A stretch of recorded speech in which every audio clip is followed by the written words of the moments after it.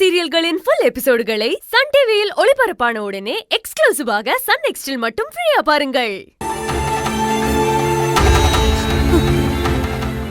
இது எல்லாமே தெரிஞ்சிருந்தோம் நான் ஏன் அமைதியா இருக்கேன்?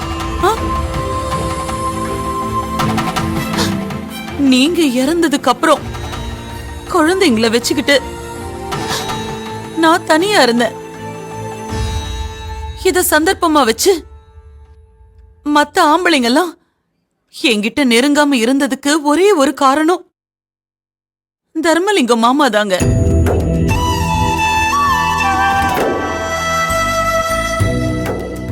அவரோட தம்பி பொண்டாட்டிங்கிறதுனால என்கிட்ட யாருமே நெருங்கல.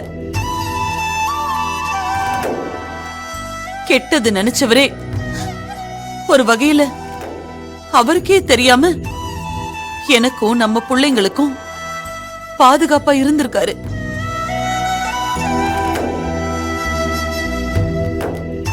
அந்த பாதுகாப்பு இருந்ததுனாலதான் என்னால ஏதோ வீட்டு வேலையெல்லாம் செஞ்சு பிள்ளைங்களை ஓரளவுக்கு படிக்க வைக்க முடிஞ்சது. அதுக்கு ஒரு நன்றி கடனா மட்டும் தாங்க. அவர் என்ன பண்ணாலும் அது எல்லாத்தையும் நான் தாங்கிக்கிட்டு மாமா அக்கான்னு மரியாதையோடு இருக்கேன். என்ன பண்றதுங்க?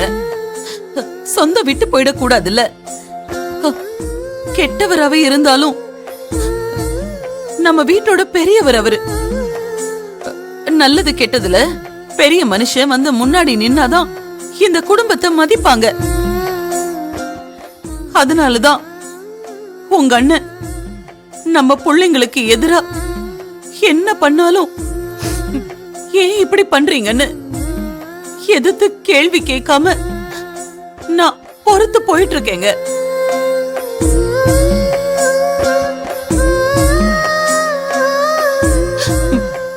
நம்ம பிள்ளைங்க எல்லாரும் நல்லா இருக்கணுங்க.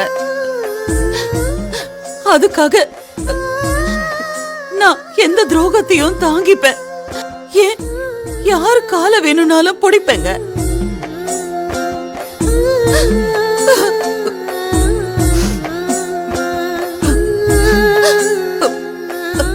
ஒரு பக்கம் ராஜலட்சுமி கையலோட கல்யாணம் எப்படி நடக்குதுன்னு பாக்குறேன்னு சவால் விட்டுட்டு போயிருக்கா.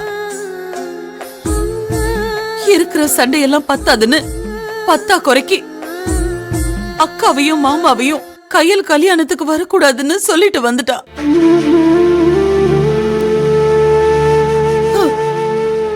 எனக்கு என்ன பண்றதுன்னே தெரியலங்க. நம்ம பொண்ணோட கல்யாணத்துல எல்லாருமே இருக்கணும்னு நான் ஆசைப்படுறேன்.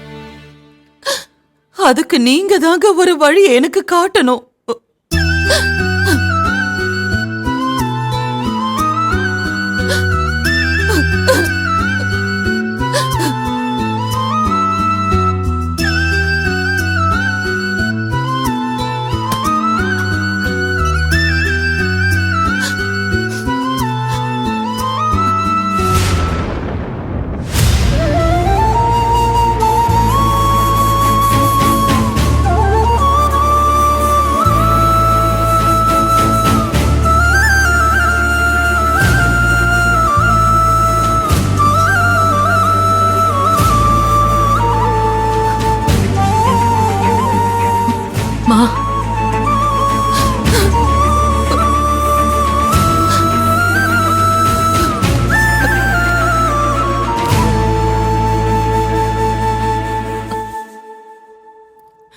அம்மா, நீ இவ்வளவு பெரிய பொறுமைசாலியா?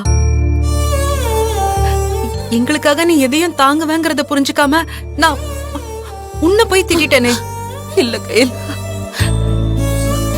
மா, எப்படிமா அந்த பெரியம்மா பெரியப்பா எப்படிங்கறது தெரிஞ்சும் ஒரு கேள்வியும் கேட்காம இத்தனை வருஷம் பொறுமையா இருந்த? அக்கா மாமா இப்படி பண்றாங்களேங்கிற வாதங்கத்தை அம்மா நீ வருத்தமா கூட இது நாள் வரைக்கும் நீ வெளிக்காட்டிக்கிட்டது இல்ல. எது நடந்தாலும் அக்கா மாமாவை சகிச்சுட்டு போங்கன்னு எங்களுக்கு தான் நீ அட்வைஸ் பண்ணிருக்க. எப்படிமா இவ்ளோ வைராகியமா இருக்க முடிஞ்சது? படிக்காதவ என்னால வேற என்ன கையில் பண்ண முடியும்? உங்களை எல்லாம் ஆளாக்கணும்ல. உரிமை இல்லாத இடத்துலயும் சரி, நம்மள புரிஞ்சுக்காதவங்க கிட்டயும் சரி, கோவத்தை காட்டி பிரயோஜனமே இல்ல கையில். அது உண்மைதாமா.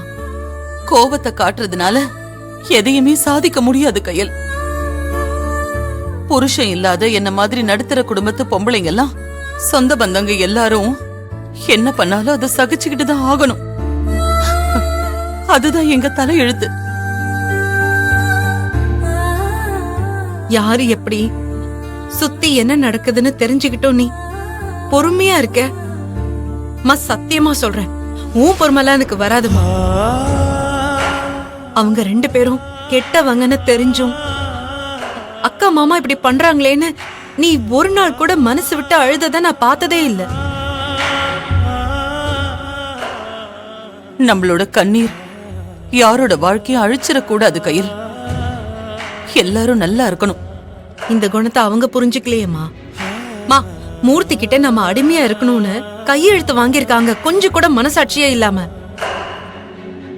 சான்ஸ் கிடைக்கும் போதெல்லாம் பெரியம்மா பல முறை உன்னை அவமானப்படுத்தியிருக்காங்க. ஆனா அவங்க கிட்ட நீ துளி கூட மரியாதை குறைவா நடந்துகிட்டதே இல்ல.